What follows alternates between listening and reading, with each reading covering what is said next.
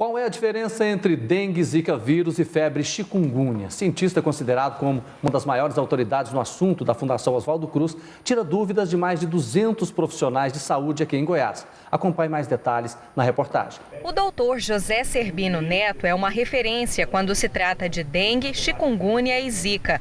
Ele veio da Fundação Oswaldo Cruz para tirar as dúvidas de mais de 200 profissionais de saúde sobre como diagnosticar e tratar essas doenças. Nossa ideia é aprendermos a diferenciar cada uma delas, fazendo um diagnóstico diferenciado, se possível, nas primeiras 48 ou 72 horas. Esta representante da Secretaria de Saúde acredita que a informação e o diagnóstico rápido poderiam evitar muitas mortes por doenças transmitidas pelo Aedes aegypti. Nós temos muitas dúvidas, então toda a expertise nesse momento ela é importante para auxiliar os profissionais na condução adequada dos casos. O Zika vírus é o mais difícil de diagnosticar. O único exame existente tem que ser feito nos primeiros dias em que a doença se manifesta, é caro, demorado e não está disponível em larga escala.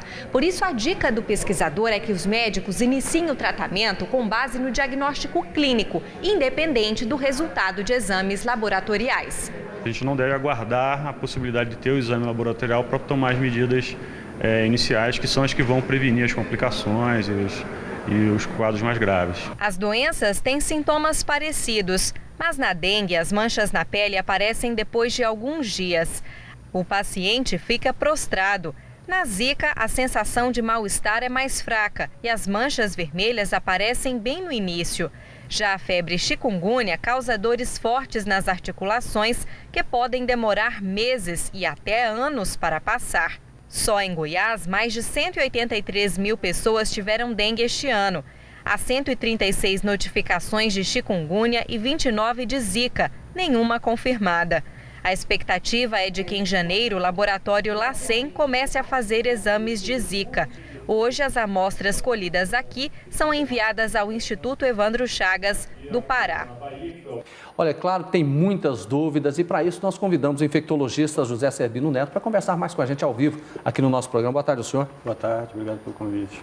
O prazer é nosso em recebê-lo, até porque vamos pegar aqueles sintomas normais da dengue quando a pessoa é infectada. Por exemplo, no caso do Zika vírus, qual que é a diferença básica? A pessoa está sentindo algumas coisas aqui. Como é que ela pode perceber se é Zika ou se é dengue?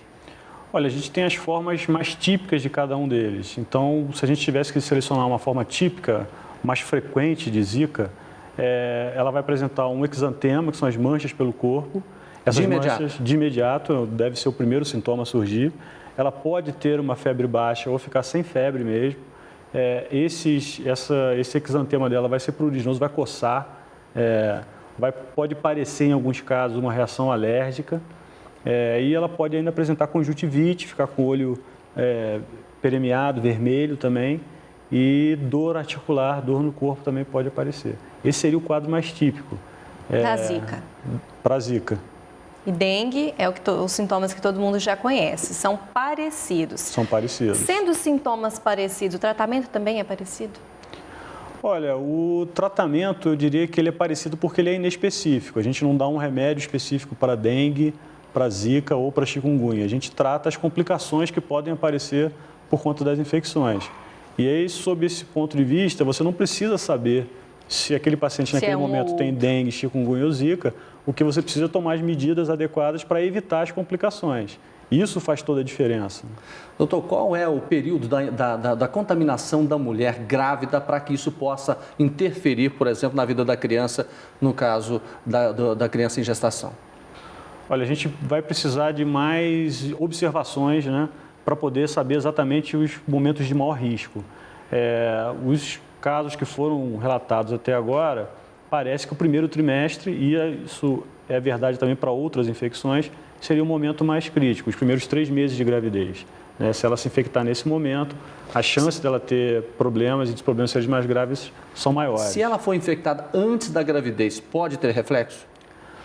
Aí o importante é o seguinte, para que haja reflexo, é preciso que ela tenha vírus no sangue, circulando no sangue dela, quando ela engravidar. Normalmente, essa viremia, que é o vírus no sangue, dura 5 a 7 dias. Então, teoricamente, se ela tiver uma distância maior que isso entre ter apresentado febre e ficar grávida, ela não teria esse risco. Mas a gente precisa observar isso, né? A gente precisa realmente ver para ver se isso se comprova. Quanto à dengue, o senhor acredita que nós vamos ter uma vacina disponível no sistema público? Olha, as vacinas para dengue estão bem avançadas. Eu acho que a gente deve ter boas notícias aí num curto período de tempo. Uma vacina já está em fase de aprovação pela Anvisa, a gente tem outra em fase 3, que é uma fase final de pesquisa já para a liberação da vacina. Então, eu acho que no horizonte aí de 1 ou 2 anos a gente já deve ter vacinas contra a dengue. A suspeita, né, e o medo das pessoas é exatamente nessa questão da microcefalia. A gente pode ter uma geração de microcefalia diante do que a gente está percebendo no Brasil inteiro? Olha, eu acho difícil a gente fazer essa afirmação, né? O que a gente tem hoje? A gente tem uns casos muito concentrados em alguns estados, a gente não sabe como isso vai se comportar daqui para frente. Pode ser que isso se repita em todo o país, nesse mesmo nível, pode ser que não. A gente não sabe se tem algum outro cofator funcionando além do Zika para causar essa microcefalia. Isso precisa ainda ser averiguado. E a gente não tem ainda nem a dimensão do que essa microcefalia vai trazer de repercussão para essas crianças no futuro, né? A gente tem diferentes formas de microcefalia com diferentes gravidades. A gente precisa entender que restrições e que limitações essas crianças podem vir a ter. São muitas as dúvidas, então nesse momento o mais importante é garantir a prevenção, eliminar o mosquito. No início dos anos 1950, chegou-se a eliminar o Aedes aegypti do Brasil, na época em que o Rio de Janeiro vivia um surto de febre amarela, depois o mosquito voltou, as cidades cresceram, as aglomerações urbanas também, e ele está em toda a parte. Acho que a nossa maior preocupação agora tem que ser eliminar o vetor, né? Exatamente. A forma que a gente tem de prevenção hoje é evitar o contato com o vetor, com o mosquito.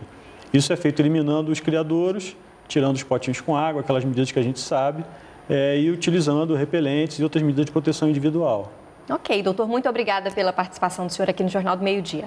Obrigado a vocês.